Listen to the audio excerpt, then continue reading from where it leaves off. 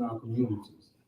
And so before we start anything off here at the House of Hathor, we definitely always love to include the ancestors in everything that we do so that they know that we have not forgotten them. As this is Black History Month, where we don't forget about everybody else, what about our own personal ancestors? You know, our grandparents, great-grandparents, great-great-grandparents.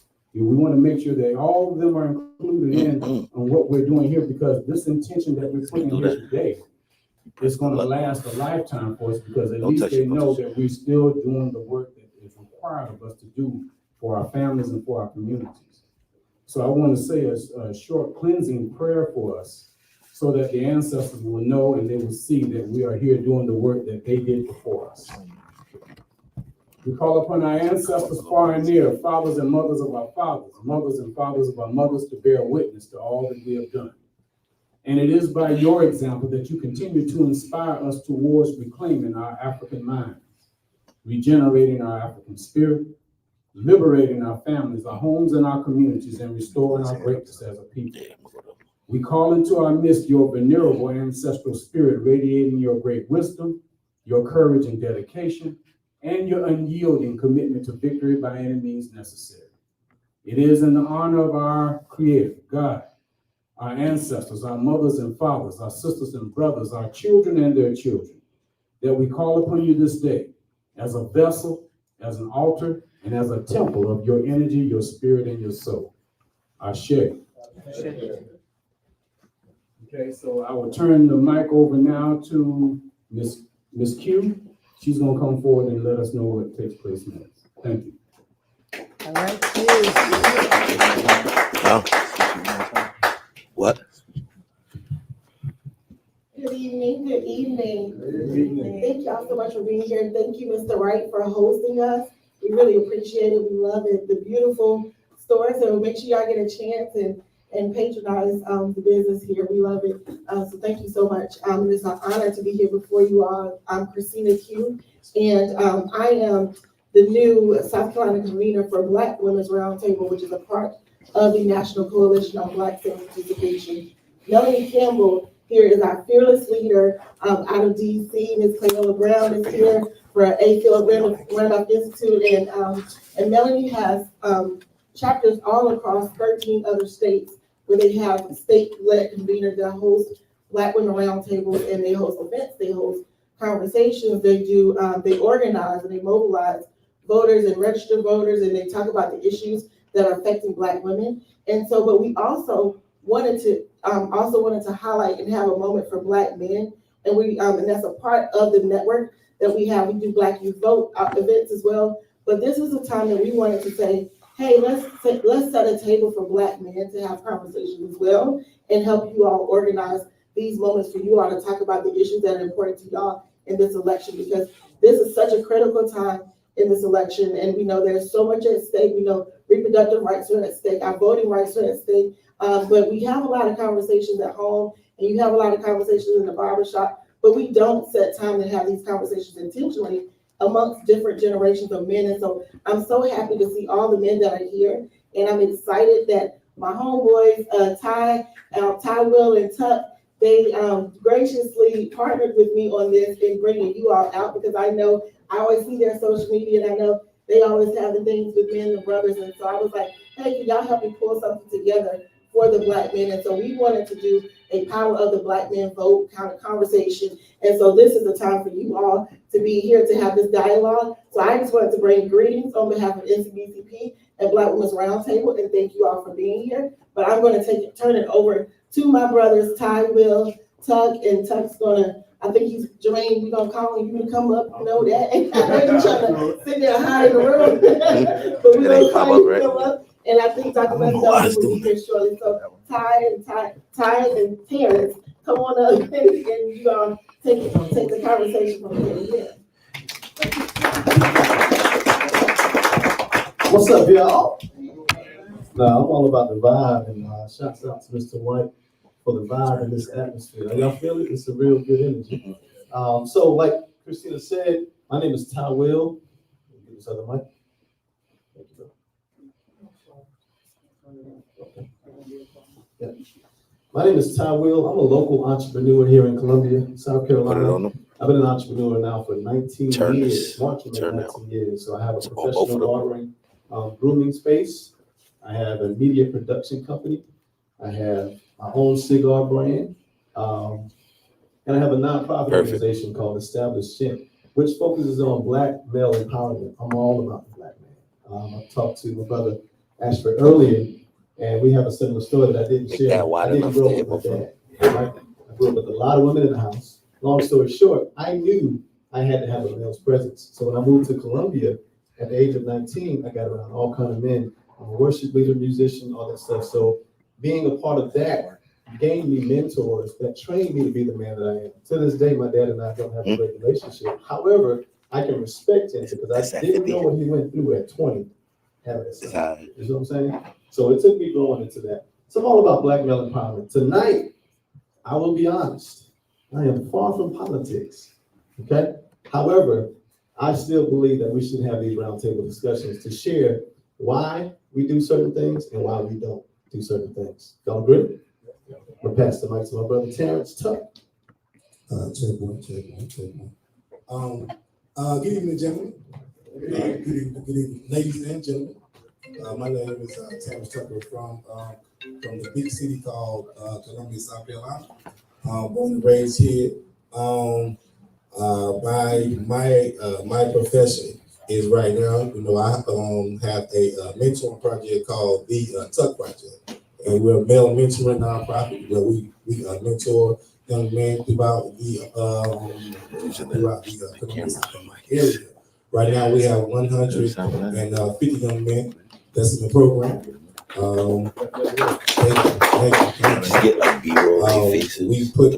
We put 26 young men through college. And right now, to date, we put 15 through the military. Currently, right now, and so we're blessed. We're blessed, but one of the problems that we do have is my young men do not like to vote, and my young men sent me one huge list to ask men like my guy right there, Mr. Johnson. So we want to make sure that we touch bases with the men. Me and Ty, we locally attend these Saturday mornings called Cigars and Scriptures. We love cigars, and we come together and we smoke cigars and we talk about scriptures. And it's a safe space for us men to come in and just have conversations. Okay, and one thing that I noticed is you never know what a man is going through. You never know what a man is going through. We all look around. We all may dress the part, right? We all may look nice. We all may have a haircut, but man, you may be going through hell, and nobody knows. And so, we also don't judge. And one thing that we know for a fact is there are some men who do not vote for whatever reason, right? No judging. But I want to find out this evening why. Okay, what do we need to do better? What can we do better? And what are the actual steps? Because my young men who are 19, 20 years old, they hate voting. They even hate the conversation of voting. Okay, so I want to change that narrative for them. Okay, and for you guys who may have answers, who may have questions yourself, you're never too old, okay, to change your narrative, okay? So that's our goal this evening. First of all, man, thank you guys for, just for being here. We know it's a Friday night, man. You could have been anywhere in the world tonight, but you're here with us. My man with the music, man, appreciate that music, man. Listen, you had me listen to songs that I ain't heard. Listen, I ain't trying to date myself, you know what I'm saying? But there was some music going on in here, but then I ain't heard for years, man. But I do appreciate that, man. And my guy, Mr. Jimmy Wright, man, me and him go back, way back, man. We have been mentoring young men for almost 15 years together. So we go way back. So shoot, man, you in a safe space tonight. And so thank you for that. And let's get it. Let's get it. So, we'll do a little icebreaker. Y'all ready for that? All right, and of course, this is for the men to respond. I'm going to ask everybody individually again to answer this question as briefly as you possibly can. That question is, what is it like to be a black man?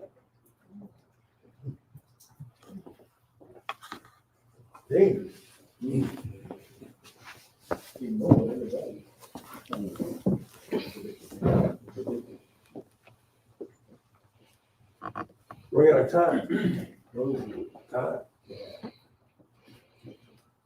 Yes. Bro. Wow. Mr. Wright? Spiritual leader. It's a privilege. I like that. Powerful. Precious. Precious. I like it. Okay. Okay. That one? Yeah. Good. A couple more guys. Say struggle. Struggle. Yes, sir. It's a blessing. Yeah, that's one. Talk on the mic. Okay. Any other man that hasn't spoken? Mike, you got something? Strong. Strong. A gift and a curse. A gift and a curse. Sound like a movie. Huh? Yeah. I think it is a movie. Okay, so Difficult. difficult, Rewarding. rewarding, And powerful. and empowering. I'll answer that too. Chuck, you get it. I'll say lovely. Dangerous. Dangerous. Definitely dangerous. So with this question being asked, how many of you all men have heard that question in the past, maybe say 2 years? 1, 2. You see where I'm going? So Tuck said something earlier that triggered this thought for me. Through my organization, I have a couple of group chats, just about 5 or 6 of them, all of them on mute for one, even though I started them, I put them on mute, because sometimes it can go. Devin, you're part of one of them. What we do is we share. We share. I created the group chat, and I named it the Established Community, because a lot of times we lack community. We may live in the community, but we may not even know each other, right? I'm in the community of media. That's how I know Mike. I'm in the community of black men. That's how I know Tuck. You see where I'm going here? So putting ourselves in community changes our verbiage and how we see ourselves as black men. A lot of us said struggle, powerful. I said lovely. You see where I'm going? So now what if we can continue that cycle of positivity? Even though, yeah, all those things y'all said are true. Yeah, we struggle as black men. But I also do believe that it is a privilege to be a black man, right? Yeah, we have a lot of down times, but I also know I have a lot of lovely days, right? So what if we do what the scripture says, think on those things that are lovely, noble, pure, true, etc. Then we begin to put our own positivity and positive things in the atmosphere, and we can begin to shift. Dr. West, I see you, man. Try to sneak in here and sit down on that red chair. Can y'all give it up for Dr. West? Yeah. Another mic for you. How y'all doing? My apologies for my tardiness. I have a Let's. an uncle here who. What's up, brother Dwayne? Your world. I got a uncle here right who was the chaplain for all of the South Carolina correctional facilities across the state, and he passed through man, and he actually was diagnosed with a form of throat cancer. And over the Christmas holidays at the time, last week he was admitted to the ICU. Just out of ICU, and this week he was put in the room. So I said, before I come here, let me run here first. We're going to check on him. So, you know, when we talk about our issues, our health, he had a bout with prostate cancer, which we know impacts black men in ways in which it does not impact, or excuse me, the numbers at least, impact us more than any other demographic. So again, when we talk about our issues, these are also issues that are on the ballot. These are things in which we are specifically voting for. I'm sure we'll get into further conversation. But again, thank you all for having me. I really appreciate it. Yes, sir. Now, some of us might know Black Eagle Pass, Joe Madison. Yeah, Joe Madison. Rest in power, Brother Joe. So I just want to have 30 second moment of silence for him. He was a voice. I got to tell someone else.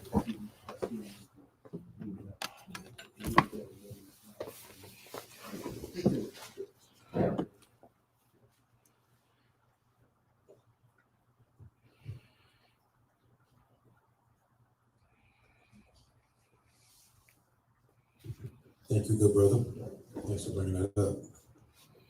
All right, so we're gonna jump right into it, y'all. This is an open dialogue. All right, we have it labeled as a round table, so as if we were at the table. Can I share this? Like, I would definitely have a cigar in my hand, puffing. All right, and probably a glass of early times. Okay, that's too much. All right, so I want us to have that open dialogue. I don't want us to feel like you gotta be stiff. This ain't a church service, okay? I feel like I'm at an Omega frat meeting. You know what I'm saying? The noobs are in here. Let me just be very clear. But I know, y'all are deep in here. I just had to let y'all know we in here too. Right. So, fellas, I'll ask the first question, then I'll pass it on to the next. I'm gonna be random. What issues in the upcoming election are most important to you? What issues in the upcoming election are most important to you? I'll start by saying this, and hopefully this opens up. I have no idea. Like, I haven't been focused on the issues, right? To figure out what was really important for me. Probably for the past 2 years. I'll be honest with you, because I'm in my own world. That's how I'm looking at myself. Like, I'm gonna do me, look out for my family, all this other stuff. It wasn't until Christina hit me up that I started doing research. And it's so much out there, I got overwhelmed and I just cut it off. I was like, man, I'll wait till we talk. That's honest. Yeah. I respect that. I actually respect your honesty and your vulnerability in terms of saying that. How many of you other brothers feel that way? Or y'all know someone or have a family member or a friend who felt that same way? They just like, they overwhelmed, they're doing their own thing. Yeah. I think, if I may, I think that, so for those who don't know me, my name is Wes Bellamy. I went to state, but yeah, there we go. And I'm the former vice mayor of Charlottesville, Virginia, and served with the 100 Black Men of America on the board of directors. And we kind of been traveling the country, working with different folks, talking about voting and whatnot. When you ask like some issues for me, I'll be candid. I'm speaking for myself, not for Sister Melanie and the great work in which these wonderful people do. I've been pissed. I've been upset. I've been angry, to be honest, with the lack of what I believe to be intentionality and focus on the issues that are impacting our brothers.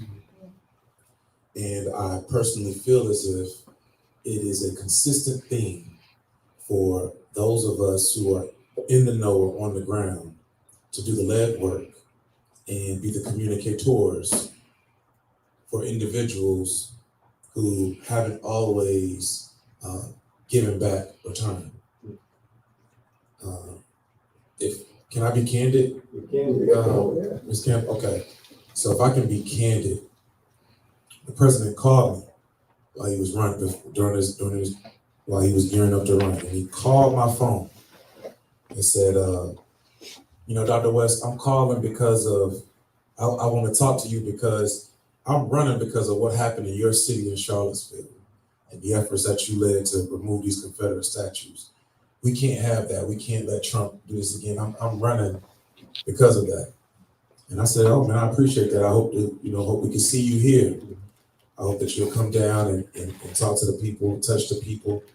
And more importantly, I hope we can have some tangible items on the policy side that are going to impact us, specifically towards gun violence, specifically towards the Voting Rights Act, specifically towards qualified immunity with police officers and the George Floyd Justice Act. He said, yeah, man, I'm with you. And while I'm aware in which they've tried to do some things, and it's hard when you got a split House and Senate. Where I feel and where I think other brothers feel is that there have been a lot of broken promises. I ain't seen Biden in Charlottesville. You know what I'm saying? You call me, I ain't call you, with all due respect. And I feel like in some regards, and I'm a former elected official, but I feel like in some regards, there's a heightened sense of brothers being taken for granted, in which Black men in the 2020 election, 88% of us voted for Biden. The second highest voting demographic, only behind Black women, who were at 92%, 4 percentage points higher. So it's not as if we're just like we just this group that don't come through in the clutch, we don't support, we do all of these things, but it seems as if when we ask for some love in return, there seems to be, we can't find time, there's reasons why we can't come up with A, B, and C, and Black folk collectively, the sisters and the brothers, are looked on to be the bedrock of democracy and save democracy. So I'll shut up with this. When you ask, what are we looking for? What are the issues? It's those things. But I'm voting with my conscience. And I know that America has never been fair. But I have 2 daughters, and I'm not going to allow, if I can, a broken democracy to continue to interfere with what it is I hope that they'll be. So I'm not voting for a person, I'm voting for a democracy. Sorry, bro. Can y'all hear me? I think they may need it for the mic, I mean for the camera. No, it's frustrating. Yeah. Because you kind of stuck between a rock and a hard place. It's the way to the devil. If I voting Republican is not an option. I can't vote for people that will watch a cop kill my son and then tell me, well, we don't know what else happened. He killed my boy. Right. That's what you need to know. Right. So it's really frustrating when you gotta be taken for granted. We are considered, like you said, the bedrock of democracy. Every single time that we vote for them, and we're taken for granted.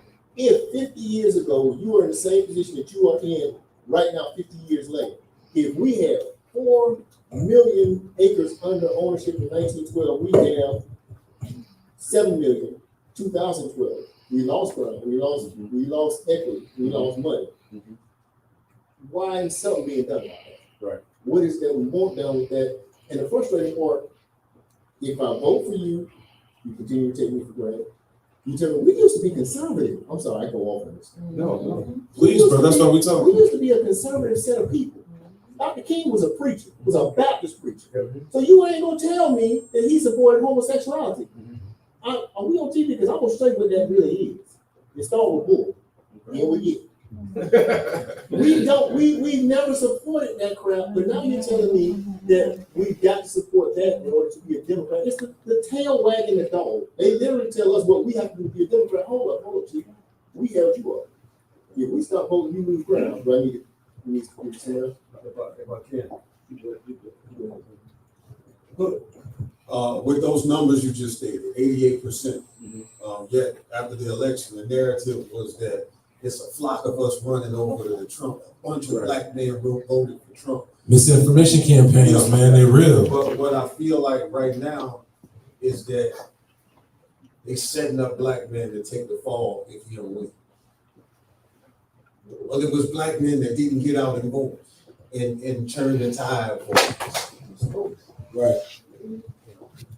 And I think we have to be cognizant and smart enough to not fall for not only the misinformation campaigns, but also the deliberate attacks to blame a certain constituency or a certain group for honestly the lack of progression from the candidates.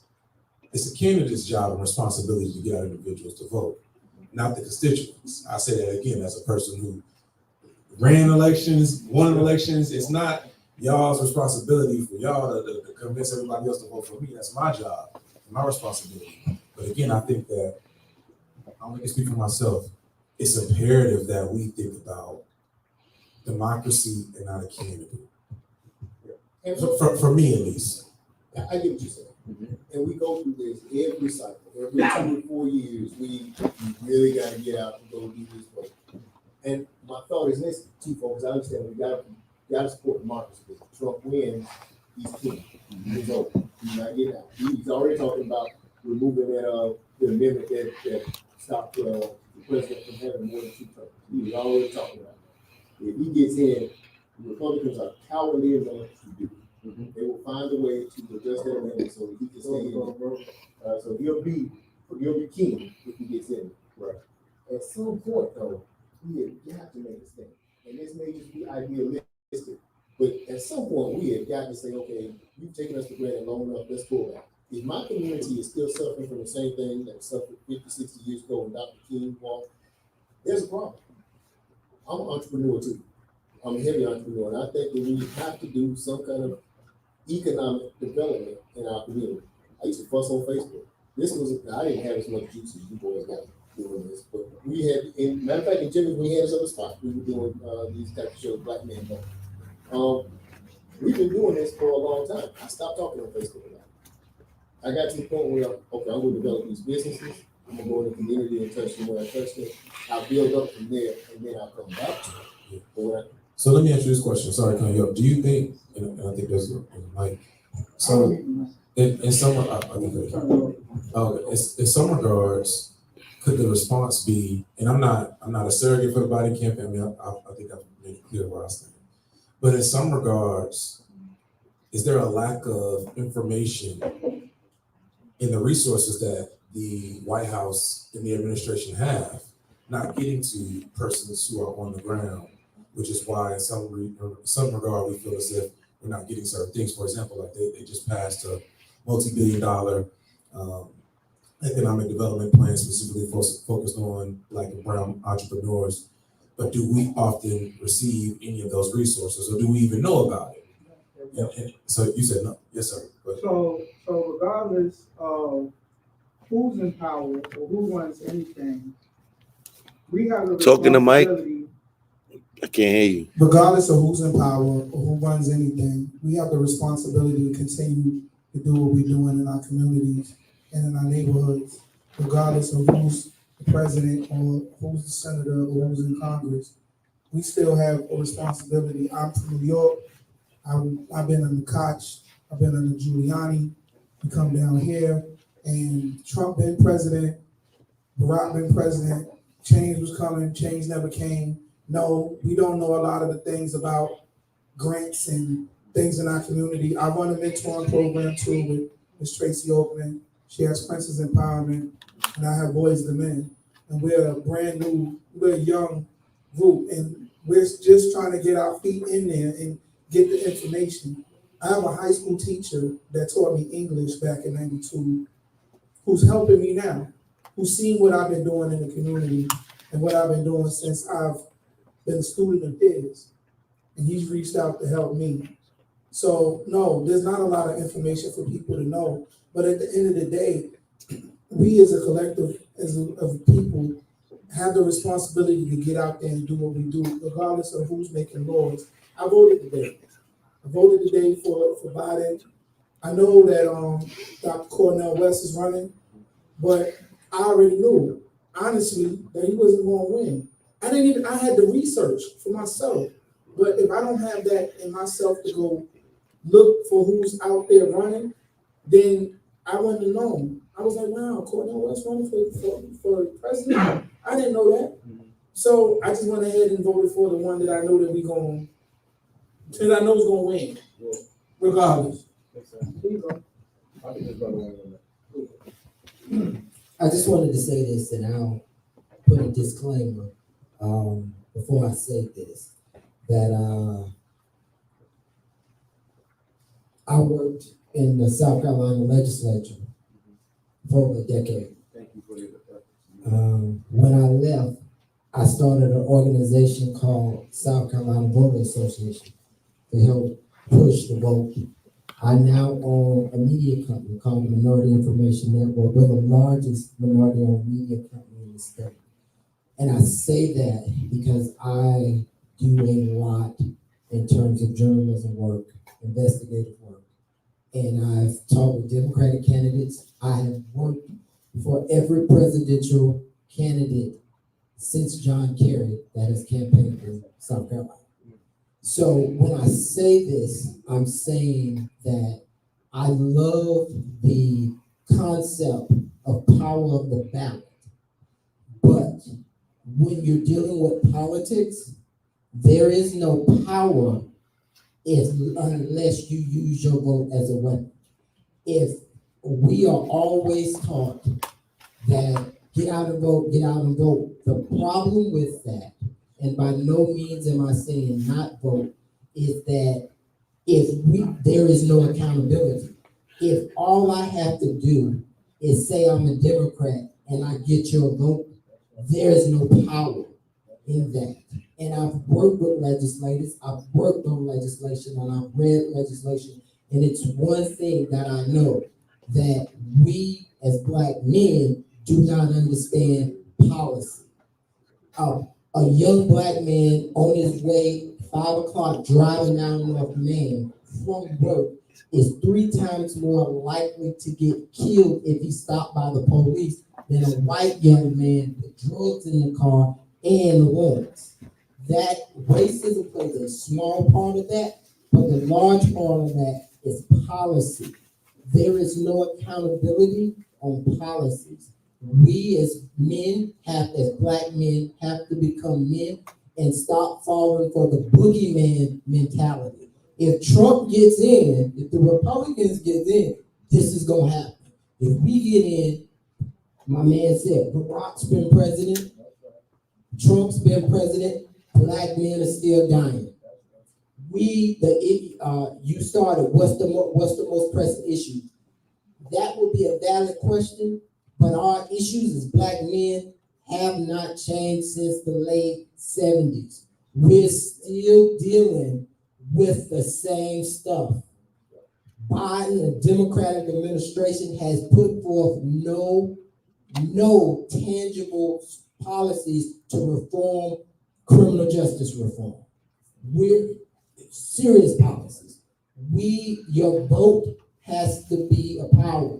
For there to be power in the ballot, they have to know there is no such thing as throwing away your vote. If you don't want to vote for Biden, vote for Cornel West, vote for Marianne Williams, vote for the other guy. They have to know, in order for us to get policies that are beneficial for us, they have to know that there is going to be no accountability. The problem we face as a Black community, we do not hold candidates or political parties accountable. And that's what we have to move to, accountability. Thank you, Mike. I got a question.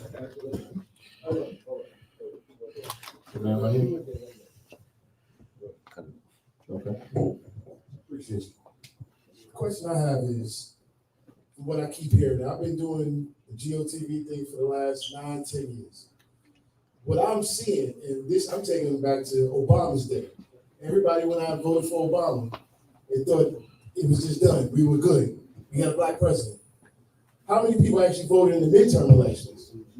And that's the question I always have when I go out to the community. I talk to people, they say Obama didn't do anything for us. Well, did you vote in the midterm election? They say, why do I need to? What happened when you didn't? We lost control of certain house, we lost control of the house. We gave that man no power, even though we put him in office. The power that he had, that he could have had, we did not support him in that midterm election. When he came back around for the second time, and he won, yes, we all ran to the polls because we didn't want to see him out of office. But again, who voted in the midterm election? And I say this because we all have our own ideas. We have our own things, and we think certain ways. All of us are not going to think the same way. But if we're actually looking at it as the men and the women who understand that process, if we're not telling the younger ones under us, or even the older ones above us, that midterm election is very important. And a lot of people miss that. A lot of people miss that in particular part right there, because when you don't film that midterm election, we just put somebody in office, and just like you said, he didn't do anything. But now Obama, please don't let her.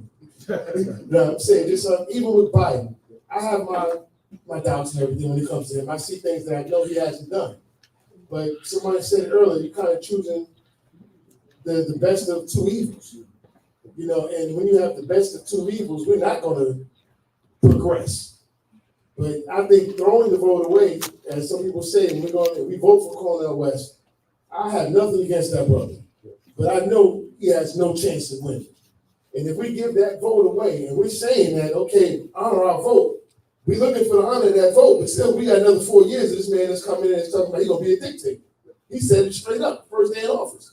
I'm going to change this, I'm going to change that. He's becoming a dictator. If we don't put things in place and educate people past the main election, we're always going to seem like we're failing. Not only that, I think we actually have to sometimes use that as an option. This is what I do when I talk to people. I'm not voting for the president. I'm not doing this and that. Okay, what's going on in your neighborhood? The police, how the police acting around here? How many people are getting shot? How's the police? Somebody else said it earlier. We have to educate people, let you know that those are elected positions as well. So sometimes you have to go beyond the thought of just the president. Yes, that's the bigger thing. But yes, sometimes we have to educate some people in those options. Right. To let them know that, okay, sometimes take your mind off of this, but what's going on in your neighborhood? Right.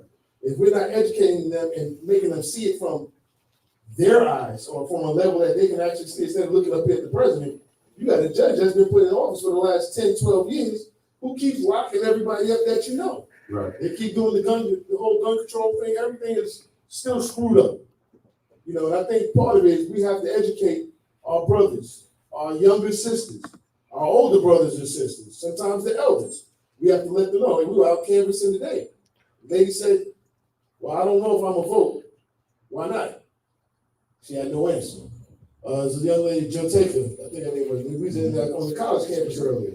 She just asked 3 questions. How many people have been affected by gun violence? How many people know somebody that died from gun violence? That right there, that you know in your area, you can actually have a say in some of that stuff, or at least start that conversation. Right. I know I'm talking too much right now. I always got a lot to say. What's it? Hold on, before we move on though, I do think it's something we gotta address. So when there was a comment made earlier, specifically in regards to homosexuality, we want to be clear that we support and we love everybody. Yes. You know what I mean? And we can have different opinions and views, that's fine, but specifically as an organization and as brothers, we got an obligation to stand tall, show support, and show love, even if we don't necessarily agree with something. And out of respect for not only the organization that's putting this event on, but just us as individuals and as men, we need to be committed to doing no harm to whomever's in the room, specifically if you look like us, and generally whoever you are. All right, so again, we want to make sure we address that, and we're going to refrain from having those kind of comments within this conversation. Okay, go ahead, brother. Thank you. I'm State Representative Jermaine Johnson. I'm an elected official also. You know it. Yeah. So I represent House District 70. House District 70 is all of Lower Richland, down here in Southeast Columbia. And I'm hearing what we're talking about here. But I agree with my brother Michael up there. But the issue is, what are Black men coming together collectively and demanding? And I have not had us come together to demand anything. And that's the issue that I see. I don't see Black men in the lobbies of the State House every day. You know what I see? I see Black women, I see white women, I see white lobbyists. I don't see a group of Black men in the State House demanding anything.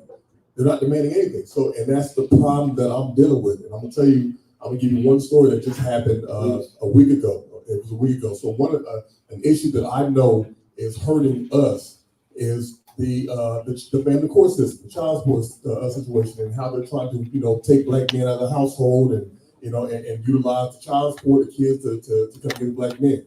All right, there's some laws that are going on in the state of South Carolina right now.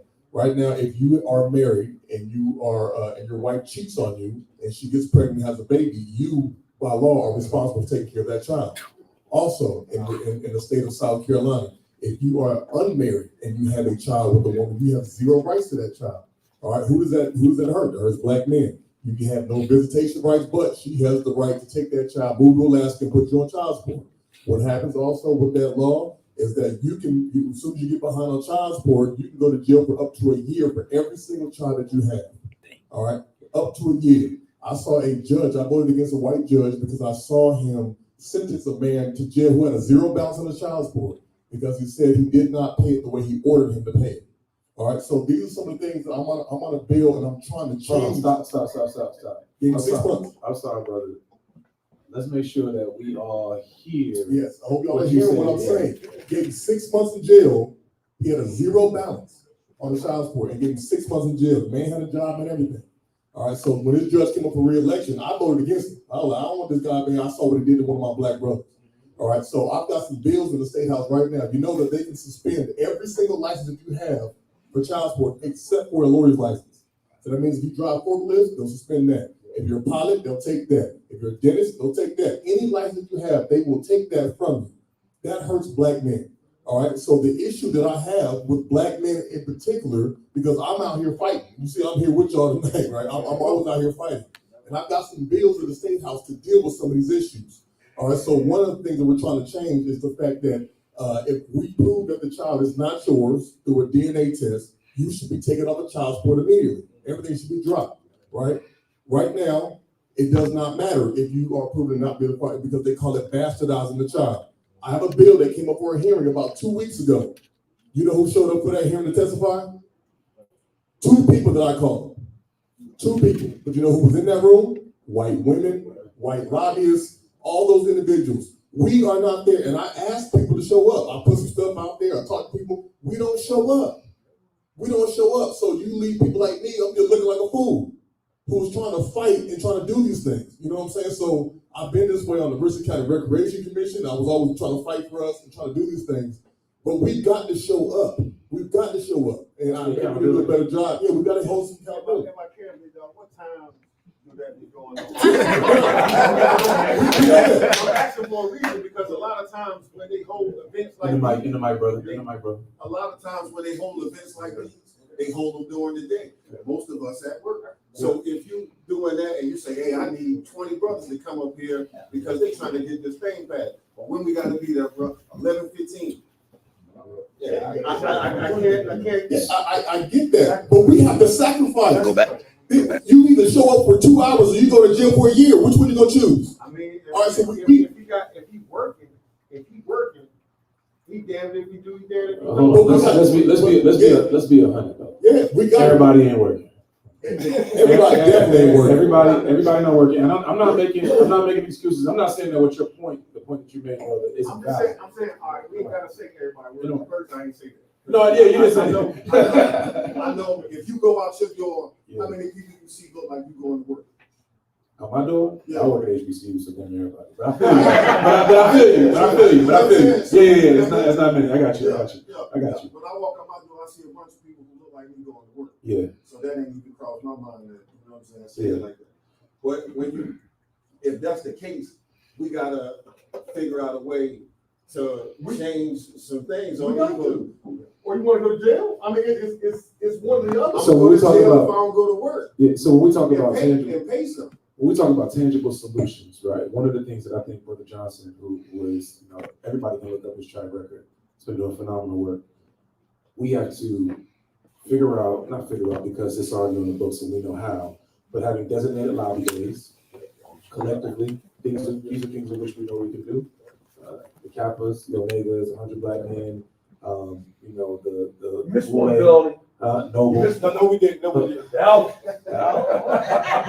We bring some bananas, we get the alphas to come out. Yeah, come on, but man. My bad. I see every 6 months. You're right. I'm not treating like that. But in all seriousness, right? From the alphas to the sigmas to all of our constituency groups, we know how to lobby and say and plan for specific days for us to go out. One of the things in which I think that when we talk about, again, tangible solutions, we hear a brother pleading for us to come out and support. With advance notice, even if it's a week or so, there's no excuse for some of us to be able to not take an hour to go down and support. Not saying what you're saying, brother, isn't valid because you're right. Some of us are at work, but also some of us have the ability to be able to have flexibility within our jobs. And we can take an hour and head down to the State House to show some support. That's accountability. And I appreciate you, Brother Johnson, for calling that out. And I think the next question is, those of us in this sphere who know folks on the ground, who know folks in the area, to say to our brothers specifically, I ain't talking about the sisters with all due respect, but to the brothers specifically, yo, we have to go and show up on A, B, and C. We have to. Yes, sir. Sorry about it. How we get the notifications of when it's gonna be. So there's an app, right? For the individuals who are tech savvy, there's an app that has the State House calendars and journals and every bill that's coming up and all that. But that goes back to why I said I agree with what Michael said, because we don't understand policy. Most of us in here had no idea that those laws were even on the books that affect you like that about the child support stuff. You're wondering like how they're doing this to me, right? Most of us didn't even understand that. So we've got to educate ourselves, but also you've got to be willing to go seek that information. Because you want to know one thing, I bet you nobody had to tell you to go research what the score of the game was tonight, but your butt went out there and sought that information on, right? Nobody has to tell you to go do these things because you are interested in those things and you go seek the information. So if you're interested in something, you got to seek the information, but I can provide you with any information you do. I do regular, videos. I get on there, some of y'all see me, I be upset on my little lives talking about people not coming out and doing stuff. I send out, I do robocalls, I send mailers. I mean, I do everything to get my people in the know. And this ain't my district, but I'm here. I'm all over the place trying to educate individuals on that. But there's an app, the South Carolina State app, and I encourage every last one of you all to download that app because it sends you notifications on if there's a bill that's been introduced and you're interested in that bill. You can put a notification for whenever that bill moves, and so you can know when to be up at that State House. Yo, the realest thing he said, we can find the score of the game. Yep, absolutely. We said we can't find the bill. That's real. I think we got two, we got 1, 2, and then 3. I'm gonna say something to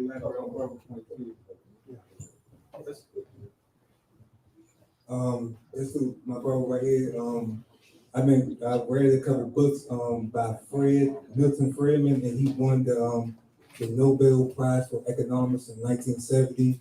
And you really have literature out here from these white men controlling policies, literally putting their books that's been read by Reagan. That's literally documented pictures of reading his book, and it's like a boy club high up, and they reading these books, and it's literally saying, hey, just like the Roman Empire, hey, put out games, distractions on TVs, games, because the masses don't care about these things, like policy stuff. So while we put out distractions, we really will be, running the world, controlling policies, removing things behind these Capitol buildings and stuff.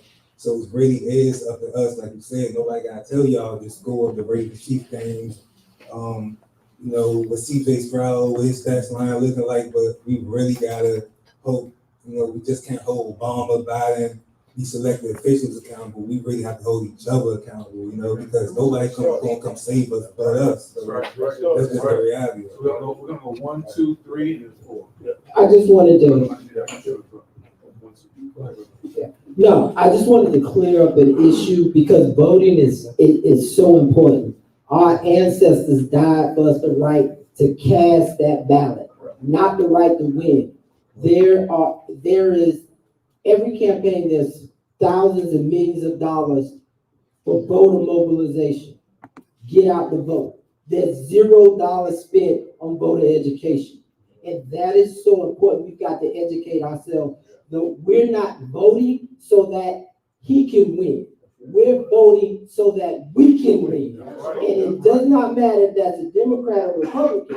If we don't vote, and it doesn't have to be Dr. Cornel West, if we say, okay, we're not voting for Biden this time because he didn't keep his promise. And so when they go back to tally those votes, say all the black men voted, did not vote for Biden. That lets the next Democrat know that if I don't keep my promise to black voters and black men, they're not going to vote for me.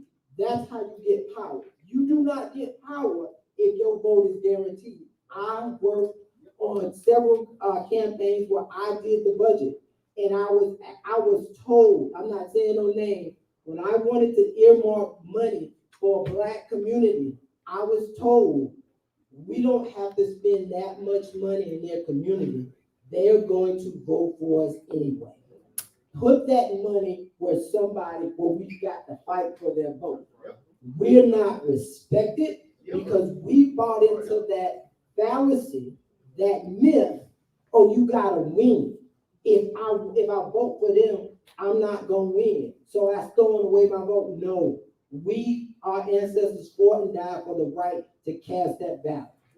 The more they have to work for your vote, the more you empower your ancestors, the more you do what you are honoring them by saying, I'm not gonna give it away.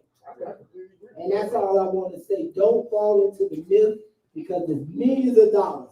And it's the boogeyman. If Trump win, all y'all gonna do this. If Trump win, all y'all gonna do this. If a Republican win, no.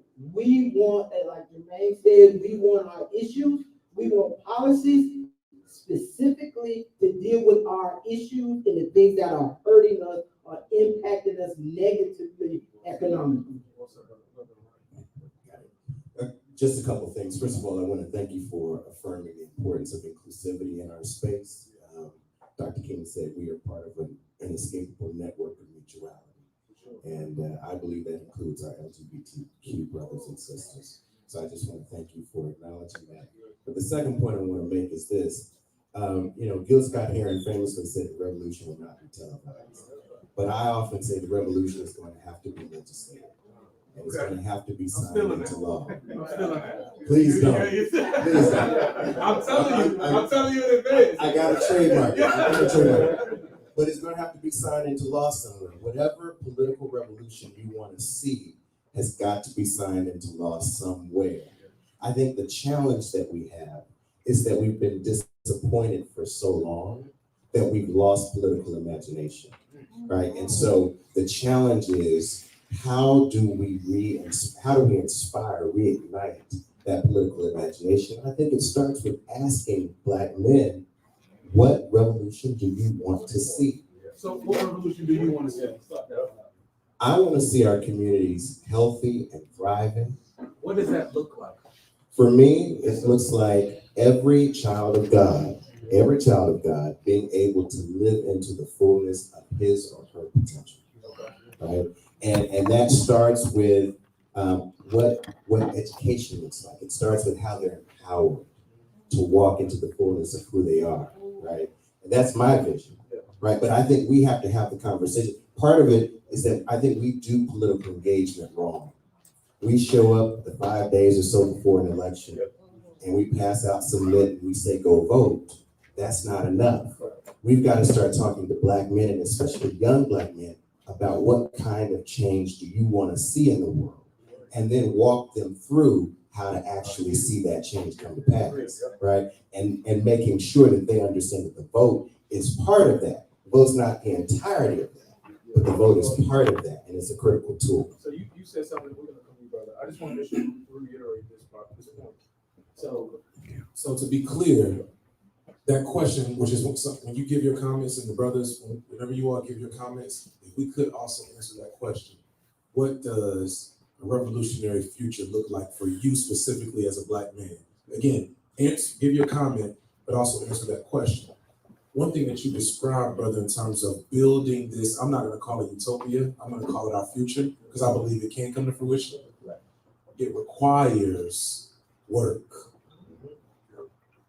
It requires a level of commitment that may mean you have to sacrifice something elsewhere. And I think inwardly, we have to ask ourselves, what kind of commitment are we willing to make to each other? Like it's a question, it's a rhetorical one. But I want us to really think about, what kind of commitment am I willing to make to this brother who I met tonight? What kind of commitment am I willing to make to this brother who I haven't had a conversation with? But how do I commit to you to say that I want to do something that causes no harm to you, but also make your life better? And when we give that commitment, what are we sacrificing? And I think that when we, and again, this is just my opinion, when we talk about moving to this revolutionary future in which we see ourselves valued in a different light and we see healthy communities, some folks in this room specifically have to do the legwork. Which means, I'm gonna be honest now, that legwork means that your babies may not see you as much as you want them to. Like, we wanna have authentic and real conversations, like, yo, if we wanna do this legwork for all, that means that something else will be sacrificed. But if we don't do it, and no matter who you believe in, whether it's God, Allah, Buddha, whomever, across society, throughout the historical essence of Black folk, even back to Mesopotamia, brothers, along with sisters, but I'm talking, this is a room of Black men, brothers specifically have led.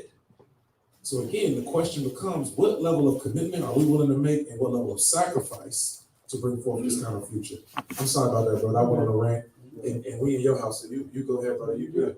So go ahead, brother Baba. We got you. Well, to answer your question, my comment is more so about what you just said. Yes, sir. We're fighting. We keep fighting in one position and one position only. That means that when politics come around, we fight in politics. When education comes around, we fight in education. When economics come around, we fight in economics. Dr. Francis Cress Wilson, as well as Nellie Ford, said that if you're not fighting on all fronts at all times, then you will not win in none of them.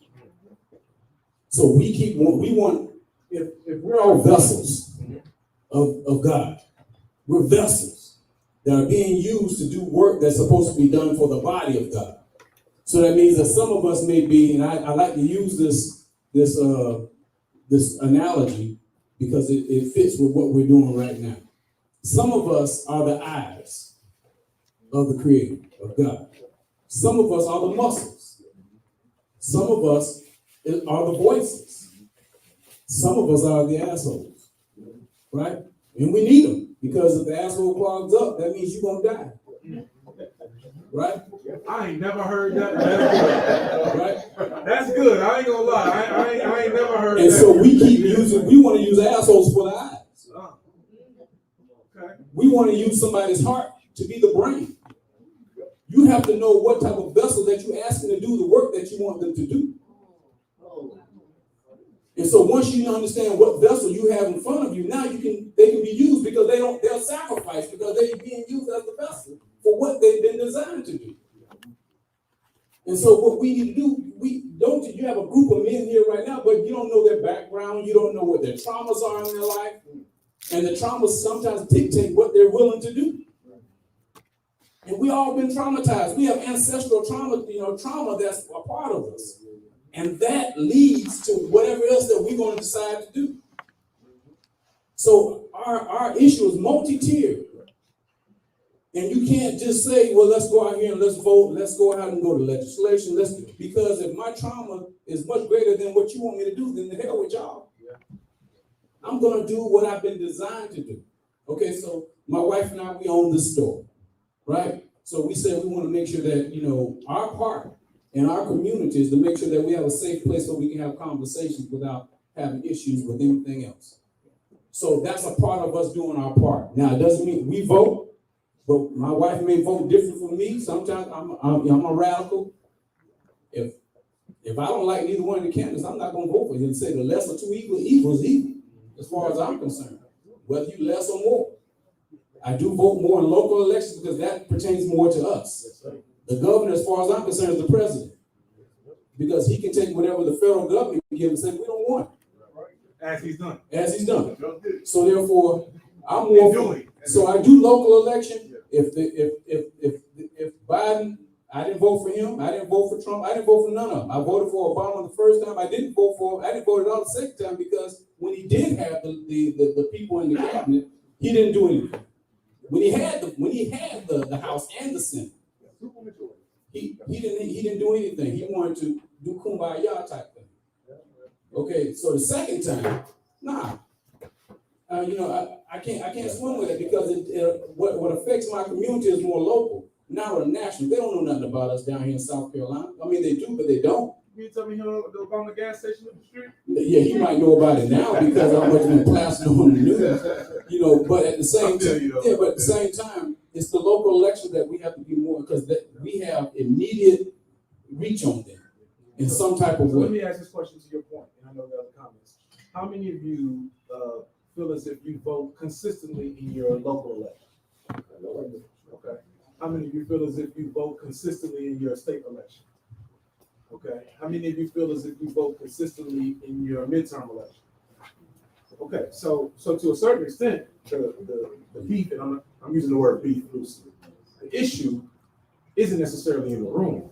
We may be preaching to the choir, but we know the choir can get tired. The choir can sometimes feel like not singing. So now, how do we translate or transfer this energy into our brothers, whether that be fraternity or Masonic or community or brothers in love, our cousins, our nephews? How do we translate how the vigor in which we feel for us to be engaged to them?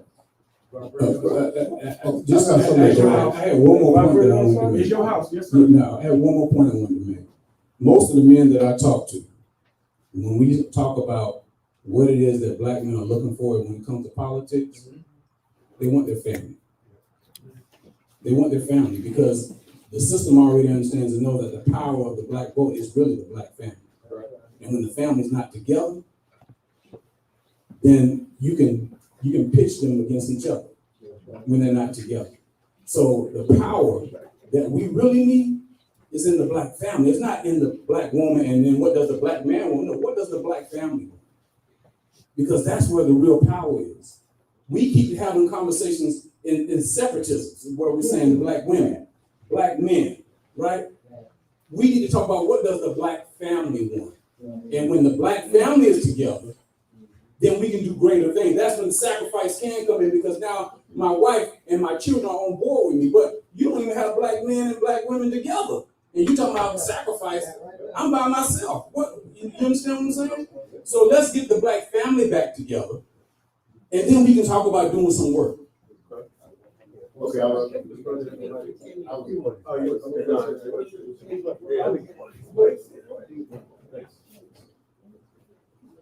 But I'm thinking that when you stop to put it on face, Stop. for family, always family. But I'm looking at so many generations in this room right here. And what we must understand, what we need to do is we must establish respect. That's if you don't establish respect, you don't have anything. Because if right here, we're in this room right here, we can go outside and find us some people in the corner that don't know anything that's going on in this part right here. That's so important. But who gonna go out there and talk to them young brothers and sisters without their brother carrying weapons? So I come from a law enforcement military background. So when I see that, it hurts. When I see right here what we doing, it's awesome. But who gonna go when we leave here, five guys or whatever, go around that corner and say, look, man, we need to aid and assist with y'all. But why it's not gonna happen? Because they don't respect us. And then we turn around and not gonna respect them because we're still living. So, as men, we gonna sit up and say, man, man, I don't care about you either. And see, and then we continue that particular cycle. Right. We as men to say, and just when we talking right here, say, you know what, man, we need us a goon squad. That's just how I talk when I was in law enforcement. You gotta go in the neighborhood and say, look, man, this is what we need to do. We need to change all that. Because if we don't change it, it's gonna continue. It's nothing like when you ask a young boy to say, hey, man, could you do this for me? You look at me like, man, help me, man. Mm-hmm. So now the respect is gone. Right. So now I gotta go back to, goon mode. Now I'm gonna stop you inside your head too, young. See, now, but that cycle continues. Right. Then we keep getting going. Right. And then we doing this and this. And the objective is we must establish respect. And give them, when I was on the streets back in the day, if you were a bad guy, I treat you with respect as a professional. Yeah. So I can go home at 9 or 10 hours. And I might see you another time. You feel me? So other than that, it's all about manners and respect. And sir, no problem. You know, we can walk away. We don't have to fight. No problem. Just give manners and respect. Respect. I appreciate that. Thank you, fam. So we're running out of Too time. much. So can we have 30-second comments, if you all can? I know that's tough, because Ms. Melanie is saying we gotta go, and we're gonna end it with Brother Crawford. So go ahead, brother. Two things. So talking about Dr. Johnson, appreciate what you do, love what you do, but when you're looking it up for yourself, man, it's like when you're looking up a game score, you know the game you're looking for. When you look it up what's going on in the system, it's like drinking from a water hose. It's a lot of information to digest. And if you don't know how to digest it, you might not really know what you're interpreting. So it's a lot. So I appreciate Jermaine actually sending stuff out and saying this might be important to our community, because that helps thin a lot of stuff out for me. Second thing I want to talk about the issue, Ty, I text you on Instagram, not Instagram or TikTok. And I said, can we say anything? Can we really talk about anything? And we're going to be politically correct. What you doing? Something like that. I don't know. It's all in the close the floor. It's all in the close the floor. Yeah. Because if we can't say anything, I can tell you right now, I got cousins that voted Republican. And they voted Republican for the issue I spoke about that now we're being told we can't say that. We need everybody to know. So if you're telling me that my spiritual beliefs can't be talked about, you can tell me what you support. What you're telling me is that I believe is not necessarily as important as what you believe. Oh, no, brother. Nobody's telling you you can't say what you believe. We're just telling you we're gonna be respectful, as the brother alluded to. In this room, we're gonna maintain a level of respect for everybody. And what you said was disrespectful. So as a man, I'm just telling you as a man, we take all this other stuff aside. Yeah. I'm telling you now as a man, Grown man to grown well, man. yeah, grown man to grown man, what you said was disrespectful. So for that reason, I said what I needed to say out of respect for, again, this organization. But even if you take the organization out, when we making comments like this, we're gonna be respectful, or we're just not gonna be able to communicate. And that's okay too. We can agree to disagree. And me and you, let's probably have a conversation after this, because we got some more comments that we gotta make. 30 seconds here, and then thank you. Yeah, I wanted to kind of talk about what you had said earlier. Getting out there and voting in those local elections. I mean, everybody, y'all raise your hand about your vote, those opportunities. But who is your council member? Do you know? Who is your state representative? Do you know? Who is your senator? Do you know? I mean, not everybody here even knows who's your school board person. Right. Do you know that person? Like, you don't even know who these people are, but you're voting for them. Right. And and you have to know these people in order to demand something from them. And I'm just going to go ahead and brag on myself for a second, because I got a whole new department created inside of DHEC. Did y'all hear about that? A whole new department inside of DHEC that gives money to grassroots organizations in our Black communities to fight against gun violence. Great, right? I give money to Black organizations in my district that fix seniors' houses. All right, I do all these different types of things. I earmark money for Eastover so they can take care of things. I have a low risk of tech academy for Black kids down there in Eastover to learn technology. I mean, these things, but you've got to get together with people and demand this type of stuff to come to your community.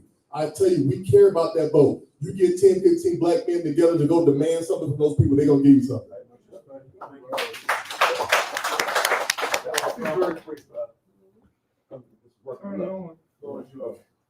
Push it up. You know how to work the money. But let me say, it's been an honor to be in your space here in Columbia, South Carolina, just listening to what you're all talking about. We were pretty much on a national level, and it's an honor to be here and hear what y'all are talking about. This is first, you know what you want because you live long enough to know. And we have history, and we know what our ancestors went through. So I would encourage y'all to think about this.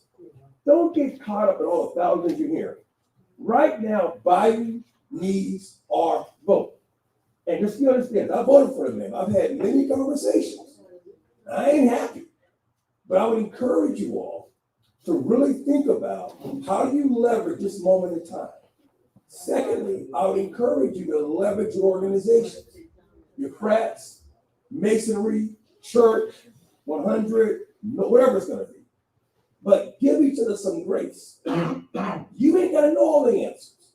What you got to be able to do, it's ain't about us anymore. It's about your children's children's children, right? And the question comes in, who do you trust your country with?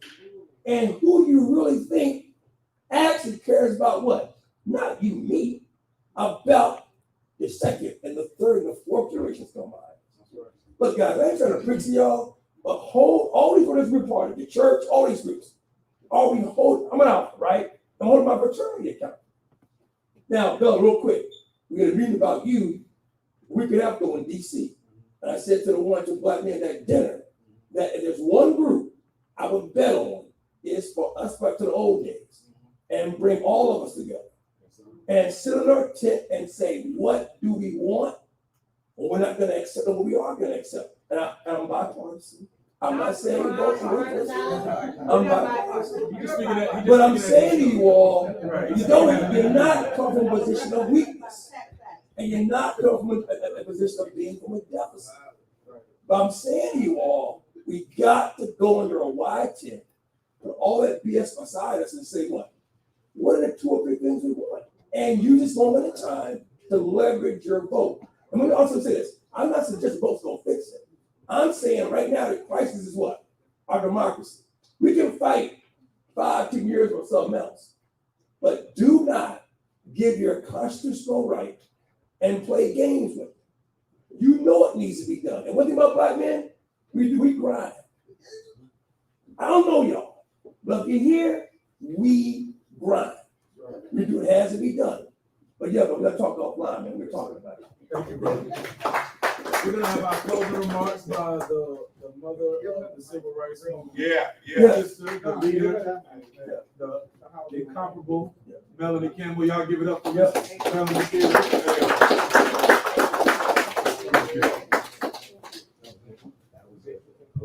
Sorry. Y'all all right? Yes. Thank you. Thank you for coming out tonight. Thank you for the right, for opening up these doors. Thank you, Q, for we, and I want all of our partners and leaders to come up with we on this road and we on this grind for the rest of the year. We started this Power the Ballot campaign in Florida. I'm a native Floridian, and we spent 30 days having conversations, going from big towns to small towns and having conversations. And I've been in this work for 30 plus years now, longer than that, if I want to be real. And one of the things as an organization that we know is hard, can I be real with y'all for a minute? The hardest thing is to figure out how to make sure that we provide the right spaces and places for our brothers to get together. We do it. As a sister, we get together all the time. And we gather and we disagree and we agree to disagree. But one of the things that we wanted to do was make sure that this was an authentic conversation. And I think it was. We had some tough moments in this conversation, but it's conversations that have to be had, right? And we as a community, I don't care who you vote for, quite honestly. But if we don't get that power that we have, and we're in a place that our ancestors, don't you feel? That's right. Y'all come to this place a lot? And we talk about ancestors. Well, heck, our ancestors died so we can sit up in here. Our ancestors died so we can own these buildings, have black business, right? We purposefully are going on this tour to black businesses, brother. Put our money where our mouths are. We could go to white businesses, but we're purposely going and making sure that we turn our dollar over with ourselves. But if we let this vote go, because we don't like the candidate, then we're spitting on our ancestors as far as I'm concerned. Because I come from a place where Harriet T. Moore house got bombed and it died in the 50s. Before I was born and many of us was born. So I got it from a different angle. But I know that it's one of the pieces that we got. And the other piece that we got is we definitely got to love each other. If we don't love us, who gonna love us? And I love my brothers and my sisters. I love you gay. I love you straight. I love you whatever you are, non-binary. A lot of stuff is confusing as hell. But God brought every last one of us here. And he's going to take every last one of us away. And so what we do in that dash is we can find more ways to love and our young people see that we love each other, even if we disagree with each other,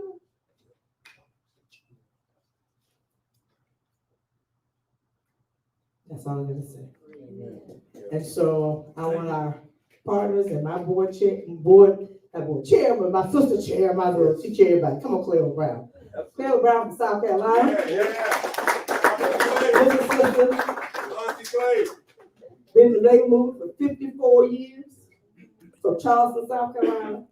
And so these are some of our national partner organizations that we're rolling with, and we're trying to bring all of us together to know that we got to be in this fight together. So I didn't come here to preach either. I was married to a Omega, divorced, but we married.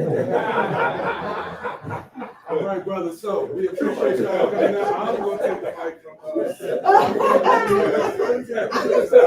Right. But honestly, right, honestly, turn it over to my sister Claire.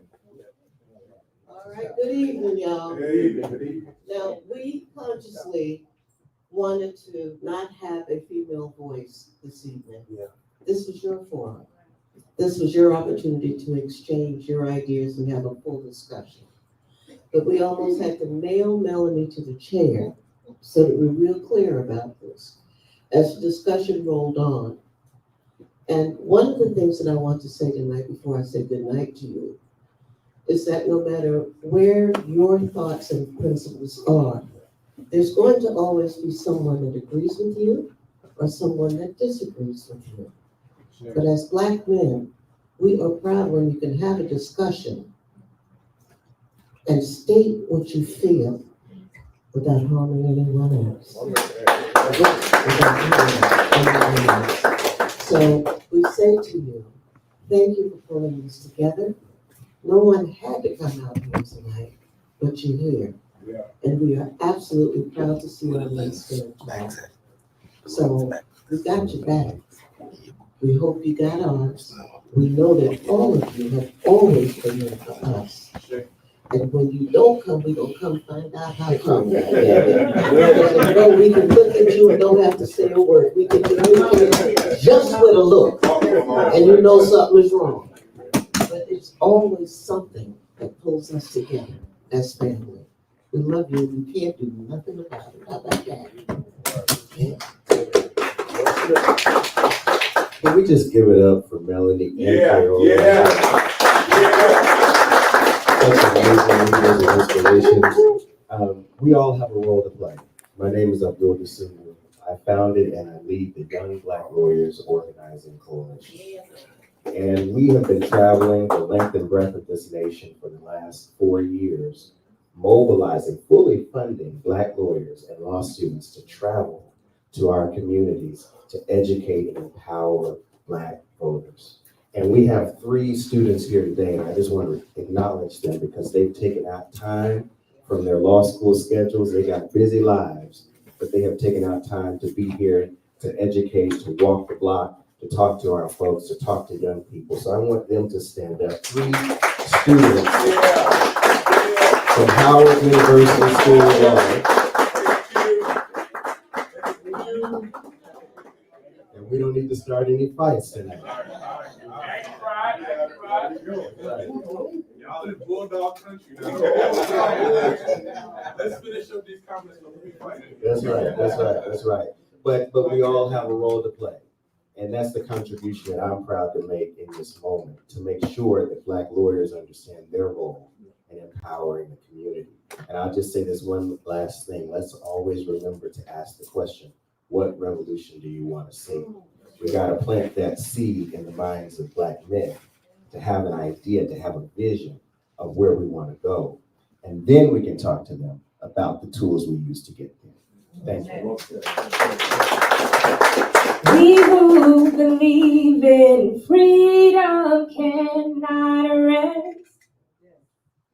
We who believe in freedom cannot rest until it comes. Thank you, brother, for allowing us into this beautiful space. My name is Joteka Edie, and I'm the founder of #Win with Black Women. I'm a proud Gamecock. I'm a proud native of Johnsonville, South Carolina, where we will be at 8 a.m. tomorrow morning. And what I just want to say to you, brothers, it was just so beautiful to watch you in this conversation and to just see you dialogue with each other, because this conversation does not stop tonight. It continues. So I will be brief. I grew up in the AME church, but I got a little Baptist in me. So I want you to look at your brother, and I want you to say, my brother, my brother, I am your keeper. My brother, my brother, I am your keeper. My brother, my brother, our vote is power. My brother, our vote is power. My brother, you are love. My brother, you deserve love. My brother, I will hold you. I will keep you. I will hold you. I will keep you. Our power is in the ballot. Peace and love. Thank you. I know, right?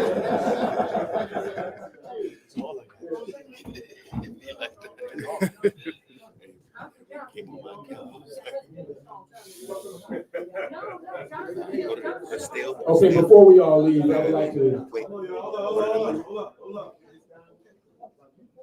Before we leave, I want to do one thing. I want to make sure that we all leave in the right spirit.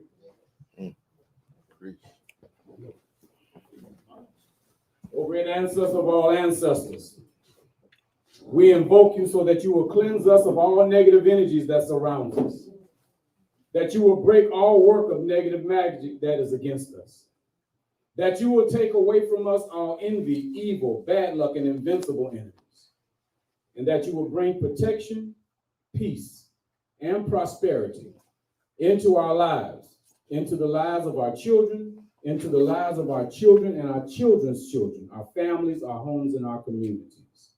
Ashe.